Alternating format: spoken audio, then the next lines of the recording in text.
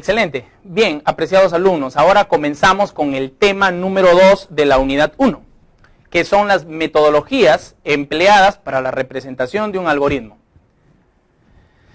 Hablamos hace un momento de todo lo que es la parte inicial de lo que son los algoritmos, pero ahora estamos haciéndonos, o se estarán haciendo la pregunta, ¿cómo represento estos algoritmos? ¿Cuál es la forma o qué es lo que hago para resolver un problema? Entonces, para definir el problema, observamos, tenemos 6 puntos. El primero es la definición del problema, donde nosotros explicamos o tenemos el enunciado del problema completo. El segundo es la definición de la solución, el análisis del problema, todo el análisis de qué es lo que vamos a hacer, qué estrategia vamos a utilizar para desarrollar ese problema. Luego viene el diseño. En el diseño podemos utilizar o un diagrama de flujos o podemos utilizar un pseudocódigo. ¿Correcto? Un diagrama de flujos, un pseudocódigo, los cuales posteriormente van a ser pasados a un lenguaje de programación, para nuestro caso el Java. Después viene el desarrollo del problema, o sea, la codificación, ya sea en el pseudocódigo o en el diagrama de flujo, o el flujograma, que a veces también se le conoce. Y luego viene la depuración, las pruebas y la documentación. Estas serían las 6 etapas clave para poder desarrollar un algoritmo de una manera eficaz. Punto. Vamos a desarrollar esto, pero con un ejemplo. Bien. Imagínense que nos han pedido crear una aplicación que calcule el área de un rectángulo. El área de un rectángulo es igual a base por altura. ¿Ok? Base por altura. Este es el área de un rectángulo, matemáticamente. Entonces, ya sabemos nosotros, tenemos el punto 1, la definición del problema. Ya sabemos que nos están pidiendo calcular el área del rectángulo. Ahora, segundo punto, definición de la solución. Entonces, cada vez que nosotros vamos a desarrollar un problema, siempre debemos entender que tiene etapas la definición del algoritmo. Tiene una entrada, ¿ok? Tiene una entrada, tiene un proceso,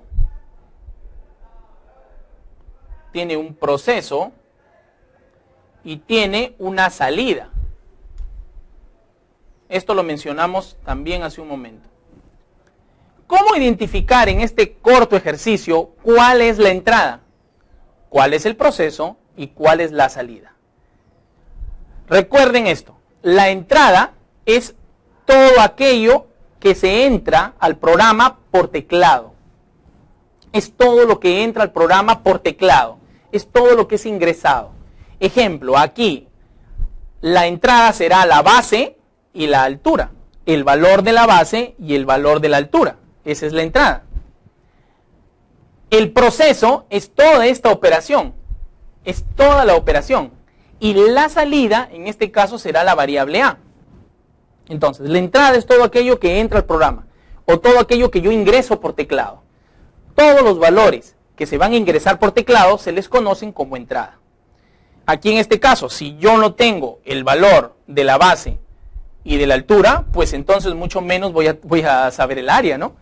Entonces, por lógica, aquí yo debo ingresar por teclado la base, o sea, el valor de la base y el valor de la altura. Entonces, la entrada será base, B y H. El proceso será esta operación. Y la salida será H. ¿Correcto? Entonces, hasta ahí hemos entendido que es una entrada, que es el proceso, que es el cálculo, la operación que se va a realizar. Para este caso es una operación aritmética. Y la salida y resultado. La salida es lo que se va a mostrar en la pantalla al usuario que está manejando la aplicación informática. Para este caso es el área. Esa es la salida. Continuando. El tercer paso es el diseño de la solución. Y aquí vamos a explicar, o voy a explicarles, primero, voy a borrar esto, voy a explicarles el diagrama de flujo. El diagrama de flujo. Un diagrama de flujo es gráfico, para comenzar. Y tiene diferentes formas. Por decir, este gráfico significa inicio o fin. Inicio o fin. Este gráfico significa entrada o salida. Entrada o salida. Esto significa una operación, un proceso. Recordamos nuevamente el gráfico que había hace un momento. Había una entrada, un proceso y una salida. La entrada son todos los valores que van a ingresar al problema. El proceso, el cálculo u operación. Recordemos que aquí no solamente va la entrada, sino también la salida. Además de eso, está el rombo, que es para decisiones. Es para la decisión. Decisión. ¿Ok? El rombo, para la decisión. También tenemos el conector, que esto es para, en el caso de que sean algoritmos muy grandes, se usan los conectores. Y las flechas de dirección, por supuesto que las flechas de dirección conectan todo, ¿no?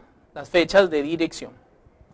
¿Correcto? Entonces, para el diseño de un algoritmo, para el diseño, en este caso de un flujograma, un diagrama de flujo, tenemos primero este símbolo que es para inicio o fin, tenemos el siguiente que se representa para entrada o salida de datos, el siguiente, el proceso, para representar procesos, cálculos, operaciones, tercero, las decisiones, si es que se tiene, cuarto, un conector, si es que el algoritmo es muy grande, y quinto, las flechas de dirección. Vayamos pues a desarrollar entonces primero el ejercicio utilizando un diagrama de flujo, el ejercicio que estábamos viendo hace un momento.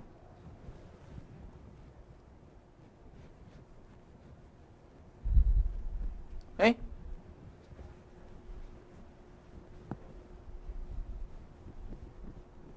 Excelente.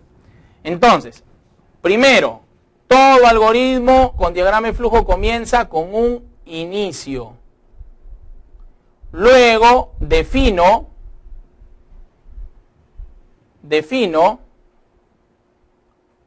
las variables de entrada. ¿Recuerdan cuáles eran? Sí. Y ponemos acá variables de entrada, le decimos leer, base, coma, altura. ¿Ok?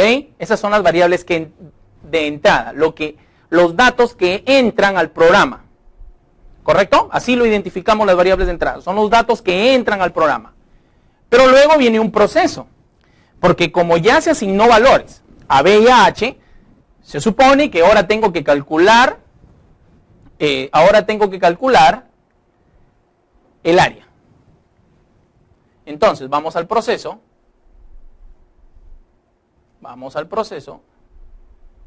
Y yo digo entonces que el área es igual a base por altura.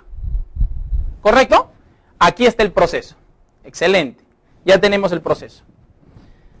Ahora bien, ¿qué nos falta pues? Nos falta la salida de resultados. En este caso, la salida se representa por la letra A. Entonces, utilizamos este mismo símbolo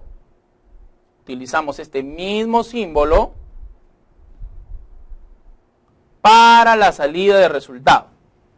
Y luego, para terminar el problema, cerramos con este mismo símbolo, porque este símbolo sirve para inicio y para fin. Entonces, fin. Y aquí tenemos desarrollado nuestro primer algoritmo utilizando un diagrama de flujo. Pero el segundo tipo, para representar un algoritmo bien hecho, es un pseudocódigo. El pseudocódigo no es más que la representación de este algoritmo, pero escrito en nuestro idioma natal, o sea, en este caso en el español. Ahí es donde se representa este mismo algoritmo, no gráficamente, sino vamos a escribirlo en nuestro idioma natal. Vayamos a trabajar. Se comienza igual con inicio, pero aquí vamos a agregarle algo más.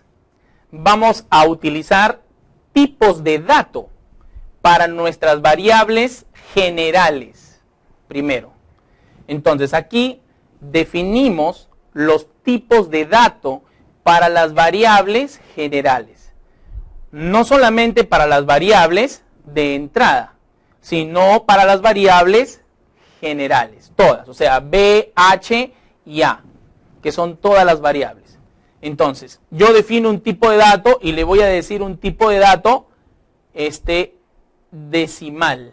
En español, recordemos, el tipo de dato decimal, y le digo B, H, A, punto y coma. Correcto. Entonces, decimal, el tipo de dato.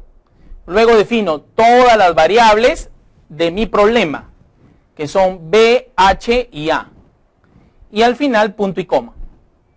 ¿Correcto? Terminé la instrucción. Luego lo que tengo que hacer es leer las variables de entrada ahora. Leer las variables de entrada. Entonces, ponemos leer B, H y punto y coma. Esas son las variables de entrada. Las variables de entrada son B y H. Luego, ahora viene el cálculo, el proceso, la operación, que sería A es igual a B por H y punto y coma. Aquí viene nuestro proceso. Si nos damos cuenta, es muy semejante a nuestro diagrama de flujo, ¿no? Repasando, iniciamos el problema con inicio, luego declaramos las variables, ¿no? La segunda parte es para declarar las variables, donde declaramos todas las variables de nuestro problema y terminamos con un punto y coma la instrucción. Luego leemos, pero solamente las variables de entrada, que en este caso son B y H, y finalizamos con un punto y coma. Y después vienen las operaciones. Por supuesto que si no hay más variables de entrada que ingresar, como en este caso ya no hay más, calculamos la operación. Y al final mostramos todas las variables de salida, para este caso solamente A. Entonces decimos escribir A, punto y coma, y al final terminamos con un fin. Y se acabó. Eso sería la explicación. Diagrama de flujo gráfico, pseudocódigo, nuestro lenguaje natal. ¿Ok?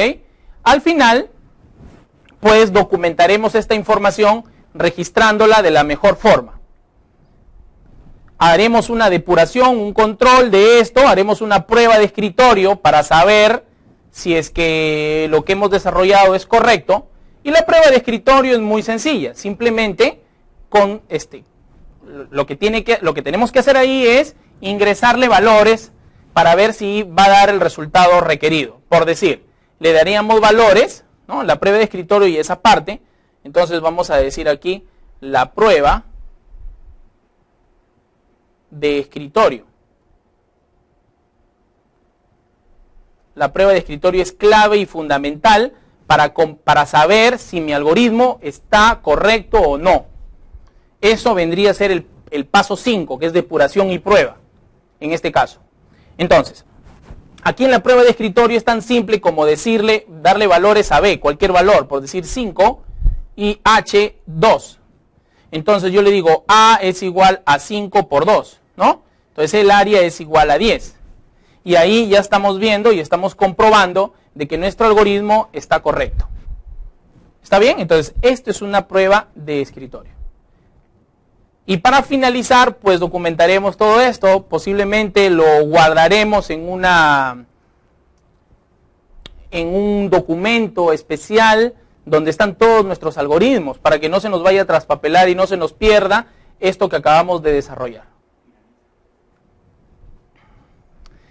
Estimados alumnos, bueno, aquí hemos terminado de explicar esta segunda unidad correspondiente a lo que son el diseño de diagramas de flujos y pseudocódigo.